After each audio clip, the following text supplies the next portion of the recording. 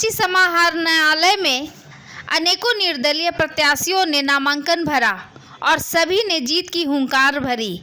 सभी का कहना है कि इस बार चुनाव जीतकर हम जनता की सेवा करेंगे और उनकी सुख सुविधा के अनुकूल सेवा देंगे। क्या कहते हैं सभी प्रत्याशी? अवरोध करने का भी काम किया है और जनता भी निश्चित रूप से बदलाव चाह रही है। भाटिया में कौन ऐसे मुद्दे रहे जिन पर काम नहीं हुआ और आपको जो है चुनाव में उतरना पड़ा? यहाँ पे कोई सा टेक्निकल कॉलेज ऐसा नहीं रह पाया, यहाँ पर पलायन के लिए मजबूर हो गया, यहाँ पर कोई कमाने के लिए रोजगार की सुविधा यहाँ पर नहीं हुआ, जिसके कारण लोग बाहर भागने के लिए मजबूर हो गए। यहाँ पर पढ़ाई लिखाई वैसा नहीं हो पा रहा, जिससे यहाँ पर पढ़ाई लिखाई करके यहाँ पर रोजगार कर सके, वैसा कोई यहाँ पर कोई मुद्दा यहाँ पर। कि ऐसा है, आज जो हमारी पार्टी भागीदारी पार्टी के प्रत्याशी के रूप में और झारखंड नवनिर्माण महासभा तीसरा मोर्चा का जो कैंडिडेट मांडर विधानसभा से सामने विमला लोहा खड़ी हुई है, ये मुंडा समाज से आती हैं। हम आपको बता दें कि इस 81 विधानसभा सीट में 28 सीट आदिवासियों के लिए आरक्षित किया गया और उसमें एक मांडर विधानसभा भी है। राज्य सरकार के इस 81 में जो 28 सीट आदिवासियों के लिए आरक्षित किया गया था, उनकी राजनीतिक अधिकार दिया गया था, उसका सीधा सीधा मतलब था कि जिन क्षेत्रों में आदिवासियों की संख्या अधिक है, आदिवासी बहुसंख्यक वो विधानसभा है, वहाँ के आदिवासियों का मान सम्मान और सर्वांगीण विकास होना चाहिए। लेकिन मांडर एक ऐसा विधानसभा है, आप आए दिन देखते होंगे कि मांडर विधानसभा का जो आदिवासी परिवार के लोग हैं या जो उस क्षेत्र के निवासी जो हैं, सच माने में जिस विषय को लेके जो आरक्षित किया गया था, वहाँ के जनमानस का विकास नहीं हुआ। तो नतीजा ये है कि अब तक जो चुनाव लड़ते आए हैं लोग, हमको लगता है कि कहीं न कहीं विधानसभा जो कानून बनाने का मंदिर है, वो मांडर विधानसभा की जनता के लिए कारगर तरीके से वो आवाज़ नहीं उठा पाते। इस बार हम लोगों ने इस बार जी मैं भी लड़ रहा हूँ, मैं तो पार्टी का प्रदेश अध्यक्ष हूँ और मैं ईसागढ़ से लड़ रहा हूँ। और हमारी पार्टी से हमारे 10 दलों का जो अपना संगठन है, उससे विमला मुंडा को हम लोगों ने इसलिए खड़ा किया क्योंकि ये इनका डिग्री BA LLB का है। और सच्चाई है कि जब तक पढ़ा लिखा बहु बेटियाँ राजनीति में नहीं जाएंगे, जब तक विधि की जानकारी जो लोग रखते हैं वो लोग जब तक विधानसभा में नहीं जाएंगे, तो नीतिगत बात पर विधानसभा के अंदर आवाज नहीं उठेगा। तो हम लोगों ने विमला मुंडा को एज ए प्रत्याशी बनाया है और हमको लगता है कि मांडर विधानसभा की ये पहली कैंडिडेट है जो लॉ का ज्ञान रखती है और लॉ पढ़ के आई हैं। और हमको लगता है कि मांडर विधानसभा की जनता के लिए सर्वांगीण विकास के लिए ये यदि चुनाव जीत के आते हैं तो विधानसभा आवाज उठाएंगी और मांडर विधानसभा की जनमानस की समस्या पर ये पूरा जोर से ध्यान देंगे। क्षेत्र का जनता के लिए उनका जो कमी है, वहाँ जो आरक्षित क्षेत्र है, आदिवासी क्षेत्र है, उसका जो कमियाँ है वो पूरी नहीं हो पा रही है। तो हम जनता की सेवा करने के लिए मैं उसका सेवक। महिलाओं की समस्याओं की बात हो, आपने महिला सशक्तिकरण की बात की, आपने महिला को 1000 रुपये देने को मूर्ख बनाने का काम किया।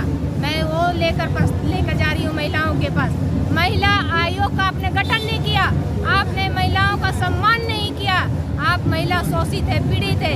आज हजार केस महिला आयोग में पड़ी हुई है, लेकिन आपने महिला आयोग का गठन नहीं किया। महिलाओं की समस्याओं का निदान आपने नहीं किया।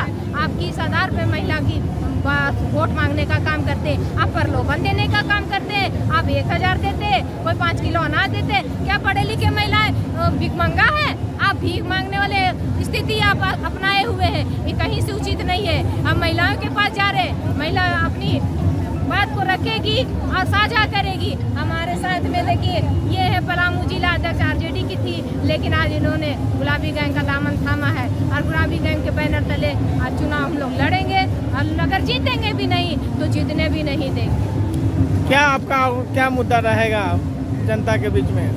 आप महिलाओं के लिए तो बात किए, जनता के बीच में क्या मुद्दा रहेगा आपका? विकास है। जनता के लिए आपने क्या विकास किया? आप तो बोलते कोरोना काल में 3 साल गुजर गया, 2 साल में हमने 1000 रुपया दिया, क्या दिया आपने? कुछ नहीं दिया। आप 3-5 साल क्या किया आपने? अगर आपको देना ही था तो 1000 रुपया देने में क्या कोरोना लग जाता आपको? कहा गया बीमारी फैल जाती। आप 5 साल से देते, लेकिन आप मूर्ख बनाने का काम कर रहे हो। महिलाएं इस बात को भली बात ही समझ रही है कि आप वोट बैंक बनाना चाहते हो। ये वोट बैंक नहीं बनेगा। महिला समझदार है, महिला कभी बुड़बक नहीं है। महिलाओं से ही घर परिवार चलता है, इसलिए महिलाएं एकदम कमर कसी है इस बार कि मुंह दिखाना पड़ेगा, मुंह दिखाना। जीतने का पहला काम आपको क्या करिएगा? महिला सबसे पहले तो महिलाओं को रोजगार देने का काम करेंगे। महिलाओं से चूल्हा फूकने तक नहीं है। आप महिलाएं सड़कों पर निकल कर आंदोलन कर रही है। महिला जहाज चला रही है, हेलीकॉप्टर चला रही है, महिला चांद पे जा रही है। महिला क्या कुछ नहीं कर रही है, लेकिन एक ही महिला पे सीमित रहना ये कहीं से उचित नहीं है। हम लोग यहाँ का है लोकल है और लोकल की बात करेंगे और महिलाओं को सबसे पहले जीत कराएंगे तो हर माँ बहनों को हाथ को मजबूत करेंगे और रोजगार देने का काम करेंगे। अपना परिचय दीजिएगा। रानी कुमारी। जनता के बीच में आया है और जनता ही चुने हैं। जनता के जो गरीबी को दूर करने के उद्देश्य से हम इस में आए हैं और मेरा संकल्प है कि हर घर ऐसा स्वच्छ हो जो कि आदमी को किसी भी अमीर के घर में जाने में और गरीब के घर में भी जाने में असुविधा ना देखा जाए। हर घर में भगवती का स्थान हो और हर जगह इंसान को बैठने में सुकून मिले। मेरा यही उद्देश्य है। आप दादा 10 साल से आप जिम्मे में थे, क्या कारण हुआ जो आप निर्दलीय फाइट कर रहे हैं? देखिए, यहाँ चाहे किसी भी पार्टी का सरकार हो और किसी भी पार्टी के सदस्य हो, यहाँ सब कुर्सी जाम करके बैठ गए हैं।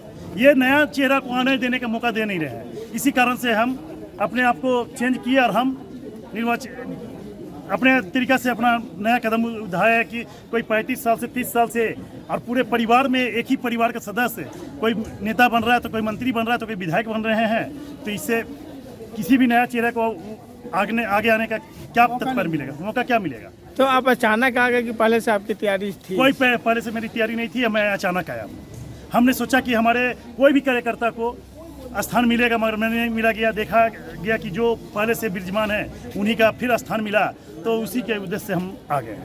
अगर फिर आपको मान सम्मान बोला जाएगा कि आप वापस चलाइए तो आप क्या बोलेंगे? कभी जीवन में नहीं आएंगे और हमारा उद्देश्य जो है वो बरकरार है, कभी भी पीछे नहीं हट सकते। आगे कदम बढ़ चुके हैं, कभी तो पीछे नहीं हटेंगे। अगर मान के जो जीत करके किसी पार्टी में जाने का कुछ इरादा इस तरह का कुछ? अभी मेरा कोई इरादा नहीं है। हमारा इरादा बस है जनसेवा।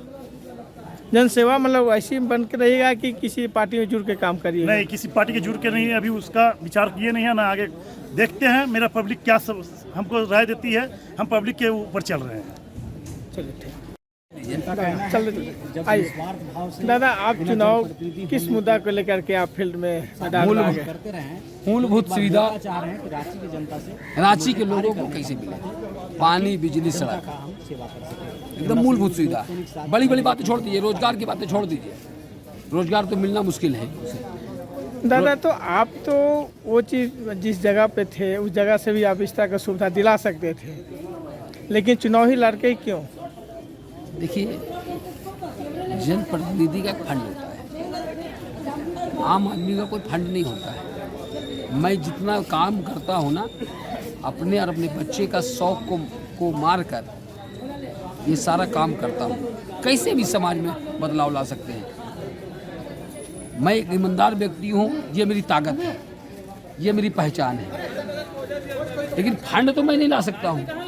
आज चुनाव भी लड़ रहा हूँ तो अपने साथियों के सहयोग से लड़ रहा हूँ और इन लोग के कहने पे, रांची वासियों के कहने पे चुनाव लड़ रहा हूँ। रांची के लोग परेशान हैं, रांची की जनता को कोई सुविधा नहीं मिल रहा है, इसलिए ये सोच के साथ चुनाव लड़ रहे हैं। और इस बार रांची परिवर्तन होगा, रांची की जनता मूल बना ली है। यह बदलाव का चुनाव होगा, ये विकास का चुनाव होगा। और अब इस बार पूरा रांची का मूड ही अलग है।